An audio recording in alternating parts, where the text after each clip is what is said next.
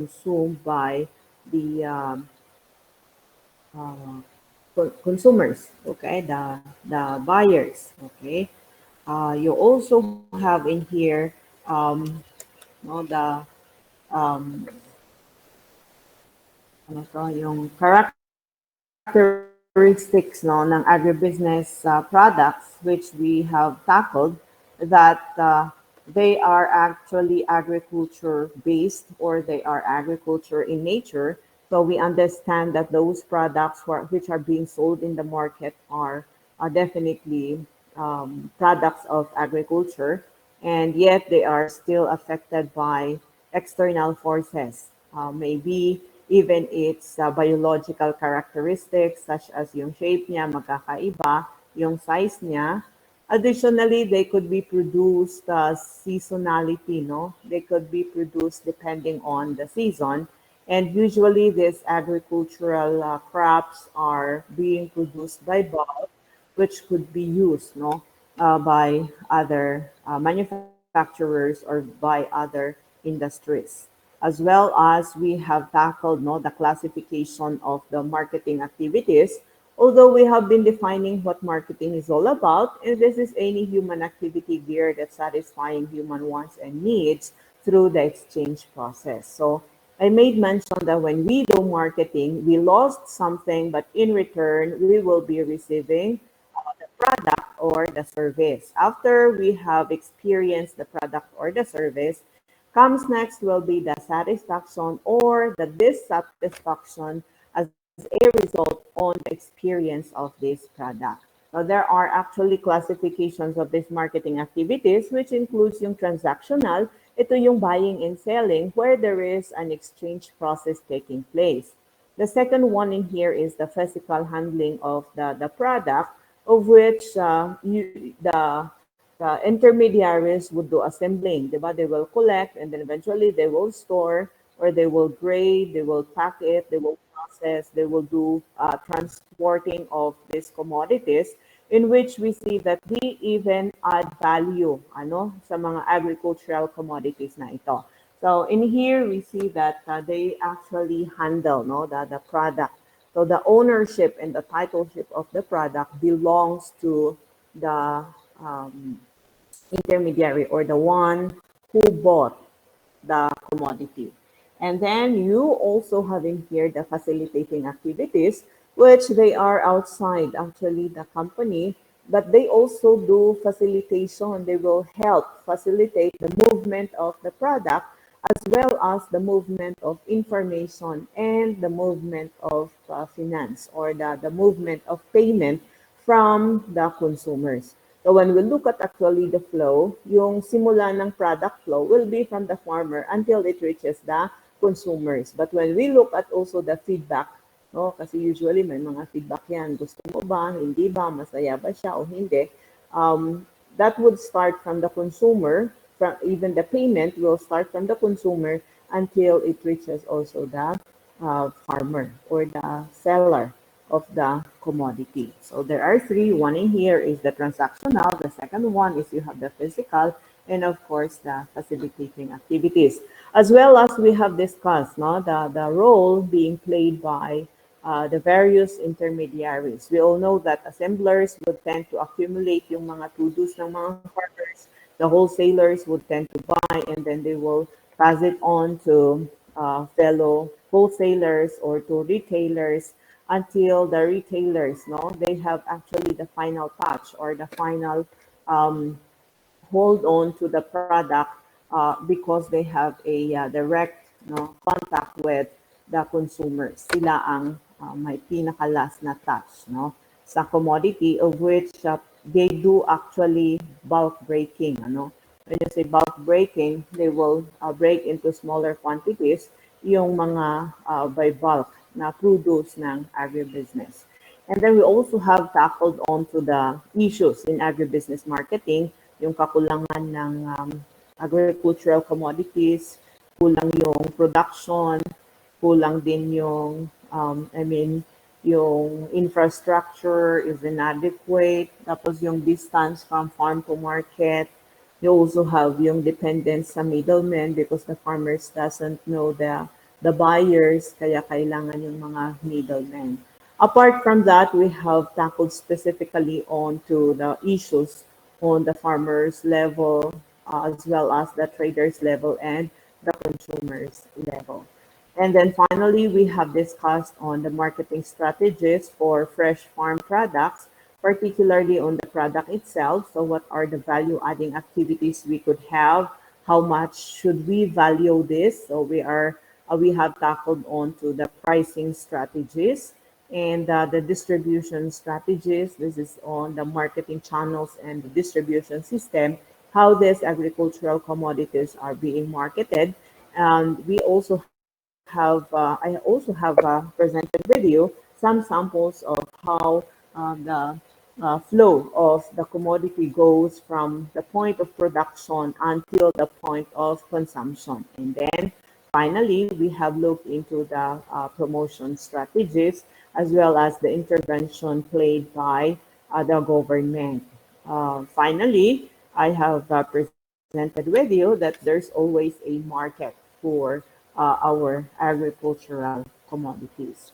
Now, this morning, we will also discuss the support provided by the government or mga agencies to for the welfare of our farmers. I just wonder if yung in-interview ninyo na farmers have received parang um, donation, grant from the government, and then from there, you have asked further from them.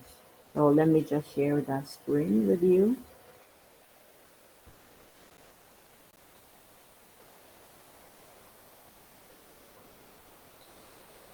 Do you have any questions, by the way, doon sa last topic natin?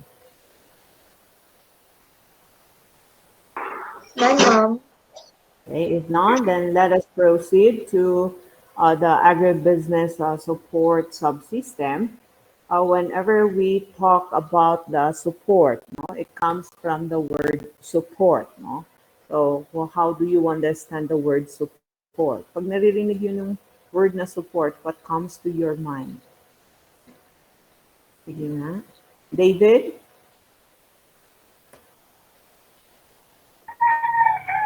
Help, ma'am.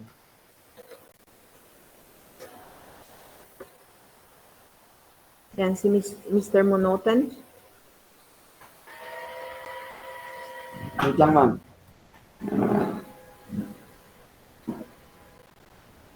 O, yung anak na lang niya, si David. David.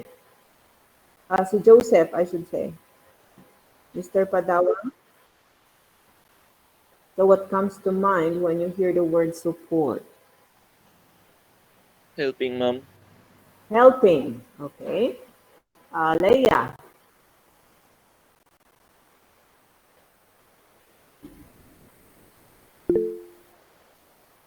Leia? Oh, nawala siya. Junice. Ma'am, for me, provision. Provision. Okay, so it's a help, it's a provision. Joanna? Ma'am, by giving some assistance. So assistance. So there you already know what does it mean. Like you're defining the support as a help, as an assistance. So these are actually the support that we're pertaining to. What are the support the farmers have been receiving, particularly from agencies? So you will see in here that these agencies actually are outside, the organization or outside the farmers activities, yet they provide an assistance. So whenever we talk about the support subsystem, then we are pertaining to the provision. So tama yung binanggit ninyo kanina, no? It's actually a provision which is necessary, especially in the form of logistics. So when we talk about your logistics, ito yung movement ng commodity. Actually, the Department of Agriculture is also playing their role, especially in moving the produce of the farmers to the target markets or to the markets. And then you also have coordination So if there are some informations from our previous discussion, we have identified that one issue in the marketing system is the lack of sufficient marketing information, which may be like yung the proper or the right commodity needed by the end users or the consumers. And you know what? This government agency or the government agency, mga NGOs could also provide information as to what product is needed in this particular place. So ano yung kailangan nila halimbawa sa NCR, ano yung kailangan nila sa Region 5. So government also could provide support to our farmers in the provision of this information, and they will also coordinate this to the farmers groups or the farmers associations. As well as you have yung financing, kaya meron tayo yung mga financial institutions who are here to provide mga financial support, or di kaya the government agency providing loan. I don't know if you are aware and if you have heard of the Kaya loan provided by the Department of Agriculture through the Land Bank of the Philippines. Although they are outside organizations, yet they provide support by lending. Then nagpapa-loan sila.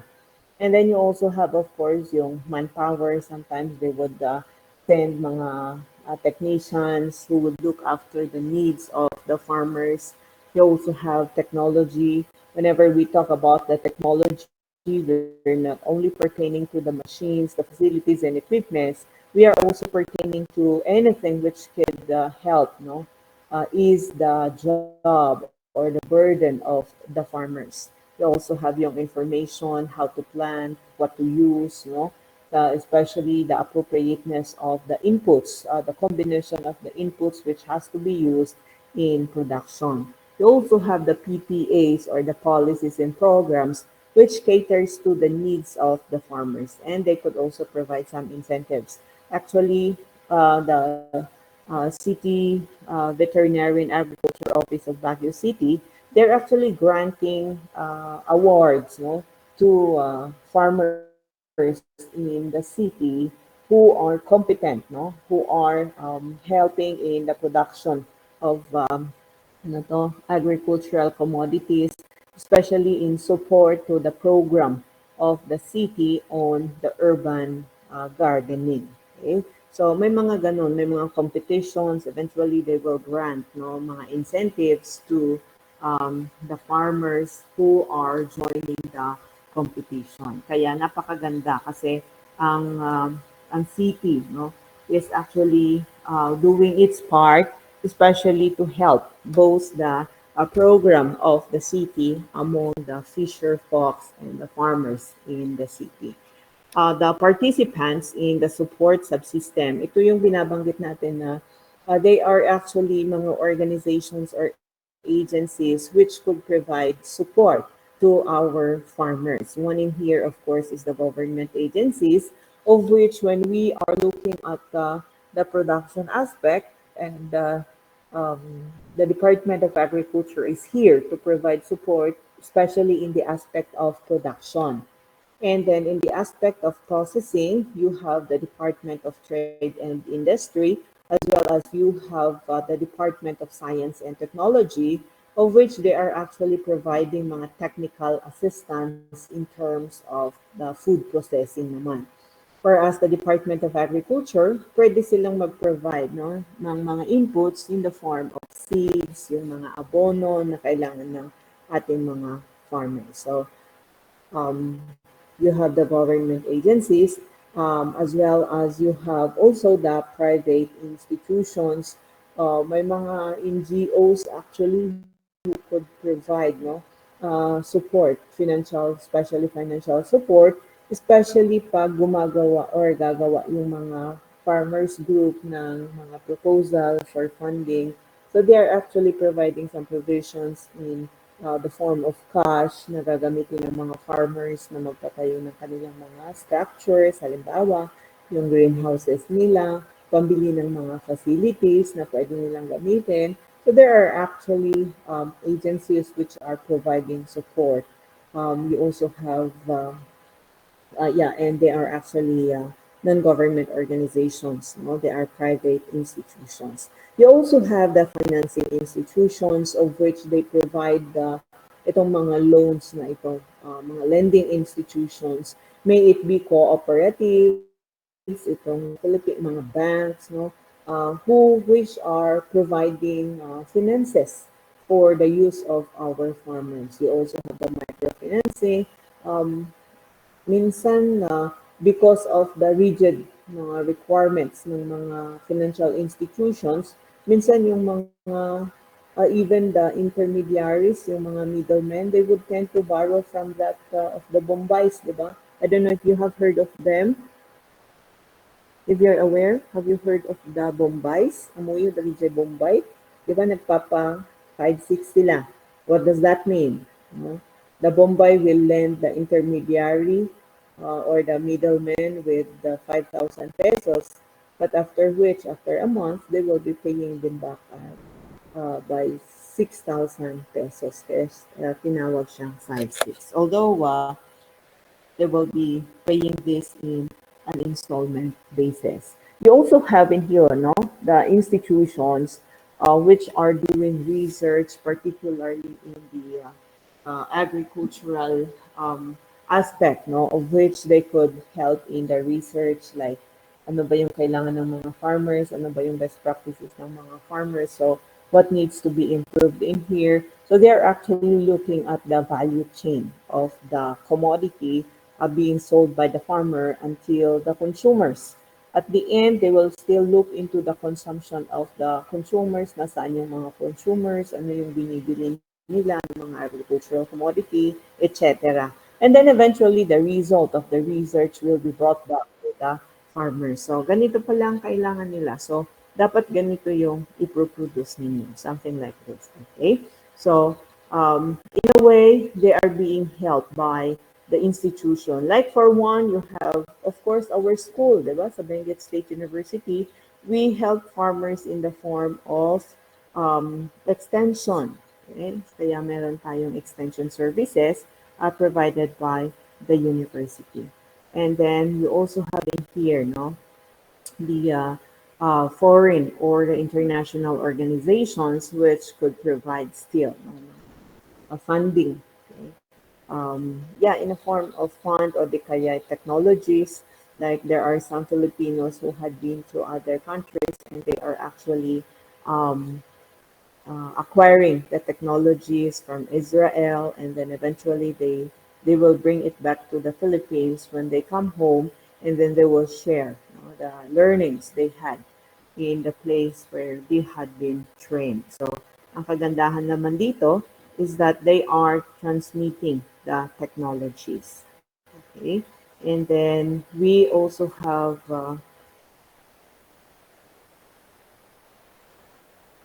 And then you also have in here, you know, the yeah, the particular offices which could provide support, like I was mentioning, of the Department of Agriculture, particularly at the agribusiness management, marketing, agribusiness marketing section of the Department of Agriculture. So, ano yung mga programs? Are you familiar or are you aware of the programs of the Department of Agriculture, particularly in the aspect of marketing? Did you hear yung Kadiwa? They're actually helping, no, through this program.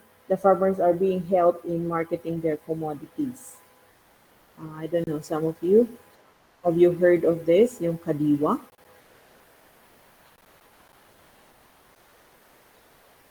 No? Naririnig niyo ba ako? Mga Ma'am, sorry. Ma'am, narinig lang po pero ano, hindi po alam yung certain Okay. parang Yung, yung project nila ganun. Oo, yung project na yun actually ng Department of Agriculture is that they're actually connecting, no? Collecting yung mga produce ng mga farmers and sila nang naghahanap ng market. And then eventually, kaya nga kadiwa siya, parang they help the farmers in selling their produce. Um, because the practice of the farmers is that they will just bring their produce, di ba, sa trading centers, and then they just let the intermediaries or the middlemen sell their produce. But in this case, dito sa Kadiwa, is that sila nang naghahanap kung saan nila ibebenta yung mga produce ng mga farmers. Another help, no, na pino-provide ng Department of Agriculture is, di ba, nag-donate sila ng mga facilities like yung mga container van that is to preserve, no, yung freshness ng agricultural commodity, yung mga harvest ng mga farmers para ma-preserve. So there are some municipalities here in Benguet who have received already yung donations o yung grant na ito coming from the Department of Agriculture. What is in here? My point in here is you have the government agencies who are ready to help our farmers, particularly in this aspect, no? Doon sa activities ng mga farmers. And then you also have the second one, yung binanggit ko kanina, the private institutions or associations which may include the farmers associations or mga producers cooperative which are helping actually the farmers. Actually in Taiwan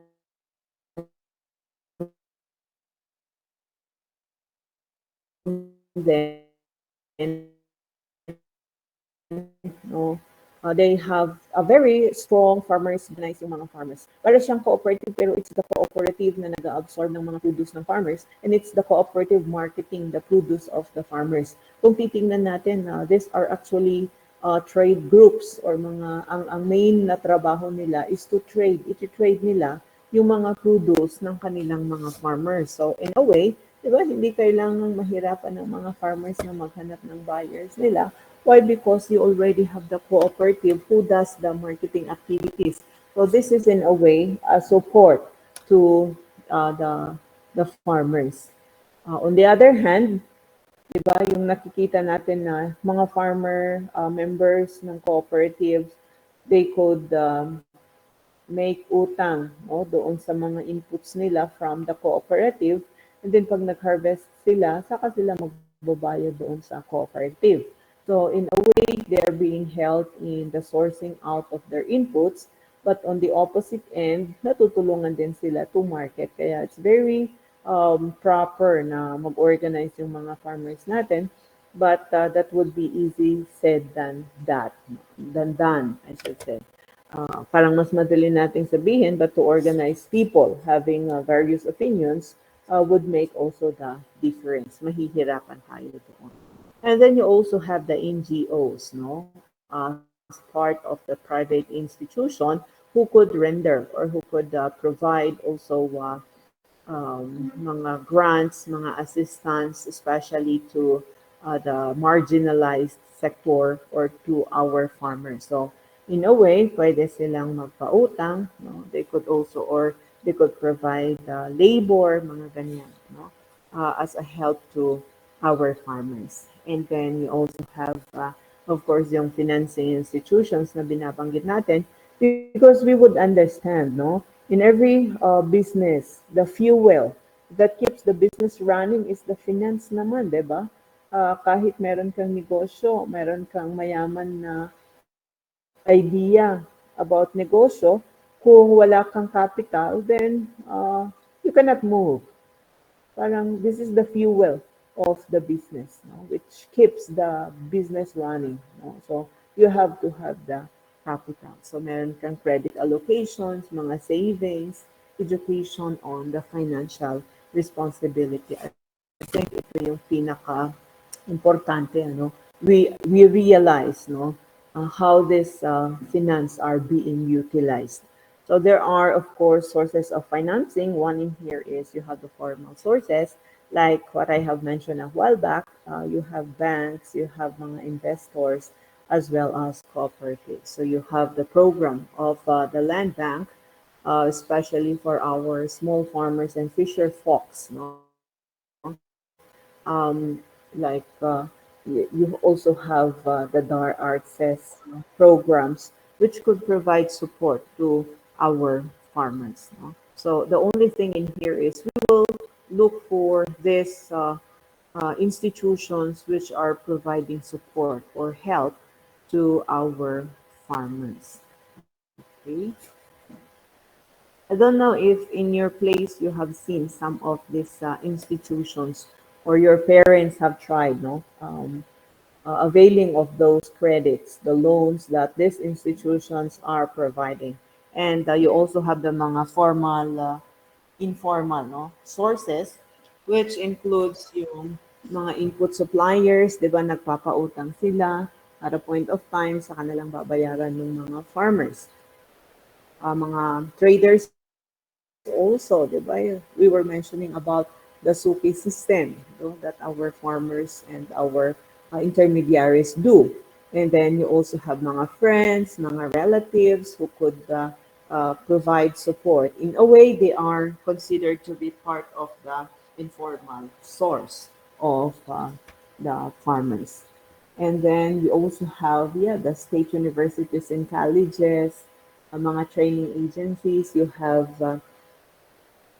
for SUCs, one example is yung school natin, the Benguet State University. You also have the ATI. I don't know if you have heard of that ATI, Agriculture Training Institute, mga training agencies, TESDA, which could provide the courses to suit jobs requirements. Yeah, TESDA is the technical education skills, no? Development, which could provide also additional competence to our processors, okay, mga farmers na gusto mag-upgrade. Okay, they could have the training agencies and the government research and development institutes. And then for the agribusiness support service areas, particularly ang pwedeng i-provide is sa financial or financing for farm development, for maintenance ng farm, pwedeng mag-establish sila ng warehouse or bodega, storage, mga facilities for processing sa mga aspirant, no, mga processors, and the market facilities acquisition and the operating capital for traders. So pwede rin. So commonly you will see here, no, again and again, I would repeat that the finance is very important because this is the fuel that keeps the business running. And we could not live, no, without having an amount, no. Even us, in our experience, you wanted to buy something, but if you lack your finance, then it would be difficult on your part. You just keep on dreaming, but you will just be frustrated. So parang ganun. So tendency is you will borrow from your friends. Another support service area is yung sa technical and of course the management consultancy services. So paano natin gagamitin itong mga inputs na ito, anong proper combination ng mga inputs na ito, etc. So we needed actually mga technical assistance, mga technician. Good thing with the private companies is that they have their technicians who could provide assistance to our farmers. No? May mga technical assistance on the production, mga farming technologies. On our part, since we are into the agribusiness, is yung paggawa ng business plan. So I encourage everyone, as early as now, pagdating ninyo doon sa paggawa ng business planning, especially in your AB14, okay? That would be the content of your AB14. Pagbutihin nyo, pag-igihin nyo. Dapat, ito yung competence actually na kailangan ng isang agribusiness student para maging competent kayo. Apart from that, you will learn how to do feasibility study. Yung dalawa na ito, no, yung paggawa ng feasibility at paggawa ng business plan, if you will become good in here, then you already have the skill. No? You could help people as well as you could help yourself, especially in doing the business. Okay?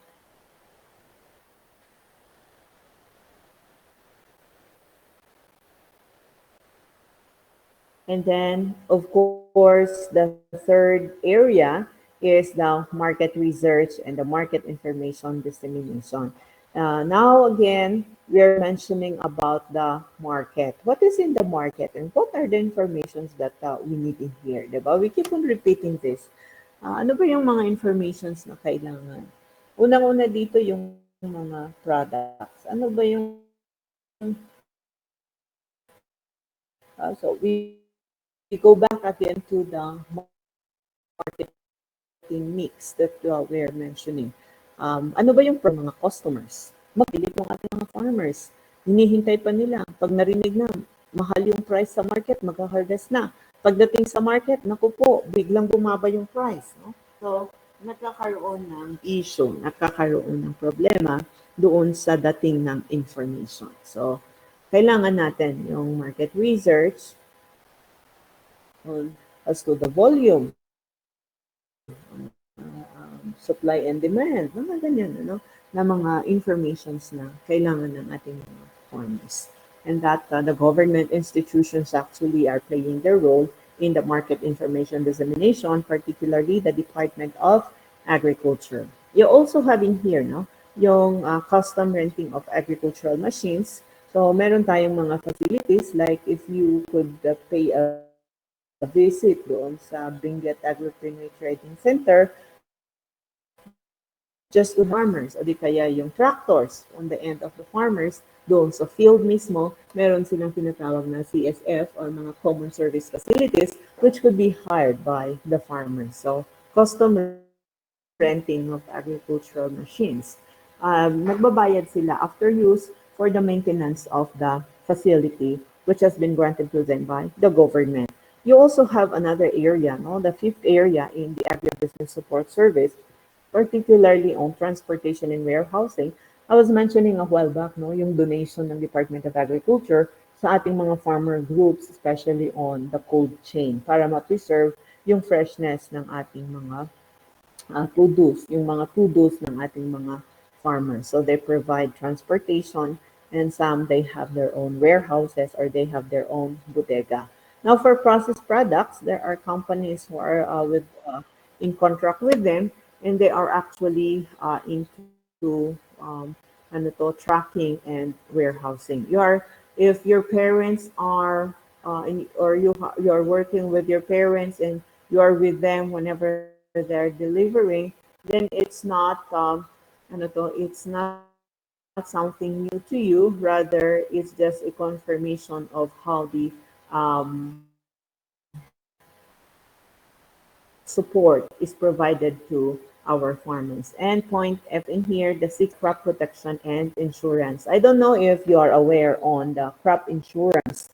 Hindi lang pala tao ang ini-insure, hindi lang pala sasakyan ang ini-insure, rather they are also insuring the crops. For example, mga farmers, they are paying some amount, especially for crop insurance, because in return, in case na nagkaroon ng calamity, ng typhoon, nasira yung mga pananim, then there will be returns to our farmers who have availed of the crop insurance. So parang tao din pala ang crops, no? They are being insured in return pag na-damage yan, pag nasira yan, ng calamity or whatever, then may babalik sa kanila. Now, the crop protection insurance is, of course, provided by concerned government, especially the Department of Agriculture, who are really looking at the help, providing help or assistance to our farmers. They also have research and development. When we talk about research and development, it's unending. We keep on upgrading, we keep on looking for something, especially for technologies which could be offered to our farmers, like yung variety, ano bang magandang variety, which is suitable to this area, with this kind of climate, with this soil type, etc.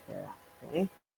And of course, for the processing aspect, we're looking at the product innovation. What's new? What skill could be added in here? Or market development, you will expand the market. Where are the markets? Okay. So these are actually the areas where the support is needed, especially for the agribusiness aspect. Okay, so do you have any questions with the topic that we have tackled this morning on the support subsystem? May malabo ba? Or naintindihan nyo ba yung pinag-uusapan natin na support subsystem ng agribusiness. Any questions? None, ma'am.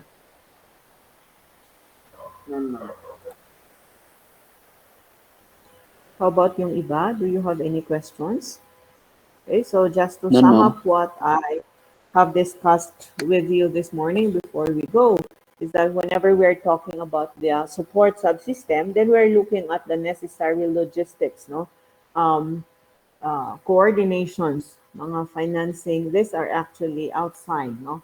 The farmers' uh, environment, yet they provide support. They provide the assistance to our farmers so that you also have in here also the participants in the support subsystem. You have made mention of the government agencies. You have the Department of Agriculture, the Department of Science and Technology for processing, the Department of Trade and Industry as well for processing. You also have financing institutions. You have cooperatives. You have banks. No? Individuals also, mga investors who are part of the institution. You also have the educational research, state universities and colleges. You also have training agencies like ATI, etc. And then you also have international organizations who could provide support, no, which are necessary to our farmers. And then we also have looked at, no, itong mga areas where the support is needed. One in here, of course, is financing. Uh, we have given emphasis that the finance is the fuel of any business so that it will keep the business running. You also have in here the technical and the management consultancy services, the market research and the market information dissemination, the custom renting of the agricultural machines, transportation and warehousing, crop protection and insurance, as well as research and development.